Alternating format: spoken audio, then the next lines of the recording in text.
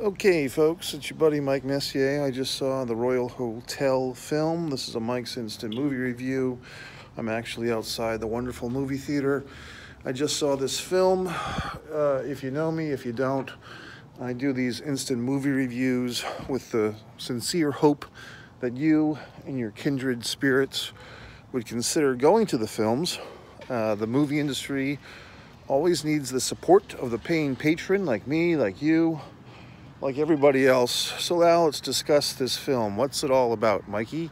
Well, it seems to take place in contemporary times, meaning now, the present tense. And we basically meet these two young ladies.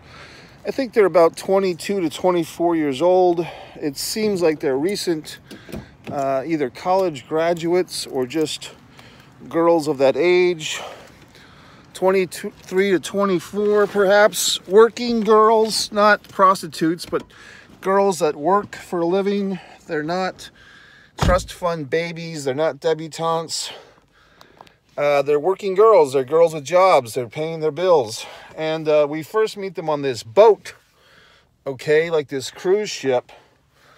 And then something happens. Then they're in basically like a job office, like looking for work, and they're basically assigned to that car was kind of creepy. They're assigned to work in this mining town in deepest, darkest Australia, mate. Good day. And even the travel lady or the work boss lady says, this is a mining town, so you'll probably have you're going to have a lot of male attention. And one of the young women, I believe the Liv character, seems kind of enticed by this, kind of excited. And the other one is a little more reserved. And that's kind of the setting of this. Liv, the brunette, seems more optimistic, seeing things, perhaps I would say naively, always thinking everything's going to be okay, happy to get drunk. They're basically assigned to be bartenderesses in this Australian mining town pub, okay? Watering hole for the fucking miners in Australia. Yeah, that's safe.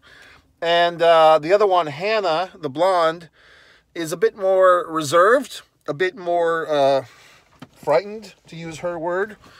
And I could probably say that the film, I'm going to switch lighting sources, by the way, so don't get scared. Liv seems, in my opinion, to be naive, and the film seems to be from the perspective of Hannah, because as a film goer, the way that I interpreted all the events in this film is that everything had a cloak of danger around it. And all, it's just these two young girls working in this pub with all these drunk Australian miners and weirdos. And there's basically, in my opinion, a doom and gloom mood to this whole affair, where you're basically, as an audience member, I hate to say it, you're basically waiting for some type of god-awful sexual assault to happen to these two young women. And that's kind of the tension of the whole movie.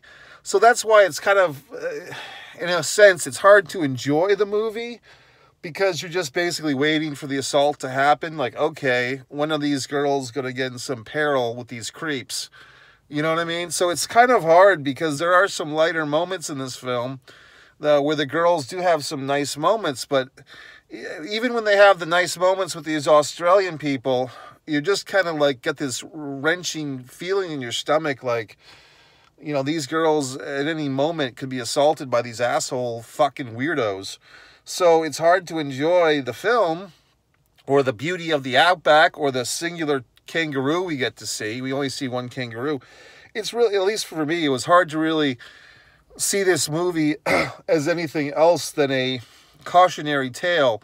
And to be quite honest, these girls are Canadian, they're not American. But stories like this are why I've never really, I need to go to wherever the fuck. I need to go to the outback of Australia, or I need to go to Zimbabwe, or wherever the fuck. I stay where I'm at, okay? The world comes to me through cinema. The world comes to me through YouTube and television. I don't need to go to this fucking god-awful world with all your fucking wars and your fucking situations in your weirdo countries. I stay where I'm at, okay? So things like this, Michael Fagan and a bamboo stick up his ass, wars and fucking things and liberations and public executions. This is why I stay in my own fucking backyard. I mean, God. I mean, that's why these people are so goddamn naive. Oh, I'm 19 years old. I'm going to backpack around Spain. Good the fuck luck. You know what I mean? Oh, I'm 20. I'm going to go to Uganda and backpack up a fucking Ugandan mountain. Have fun, asshole. I'll stay here and go to Disney goddamn World where it's safe, okay? I'll see the goddamn teacups. It's a small world and I'm safe in it, assholes. So this is the type of movie that just reinforces my belief that it's a scary world out there full of freaks and assholes, and I'm going to stay where I'm comfortable. So these two young, naive women, see, that's the thing. Like, you never see them on their phone with their parents or anything. You're just getting the sense that they're out on their own. They're two girls making their way in the world today. It takes everything they've got. And, you know, they're doing the best they can. But, you know, they're just in over their fucking head. So I don't know how to take this film. Now, I could spoil it. I could tell you what happens at the end. But, you know, they pay the price. Let's put it that way. One way or the other. It's a little bit unexpected. And I really feel for the Hannah character. She's the one that's grounded. She's the fucking one that pays the ultimate price for her fucking idiot friend. I mean, typical. The good friend always pays for the idiot friend, okay?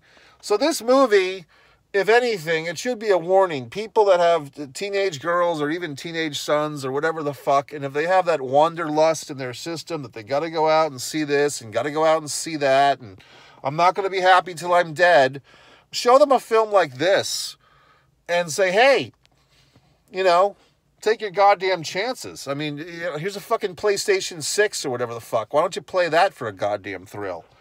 Anyway, it's a well-made movie. It does make me wonder about places like this, no offense. But you know what? You see certain countries, they're always portrayed as very alcohol-heavy. Australia, to an extent, Ireland.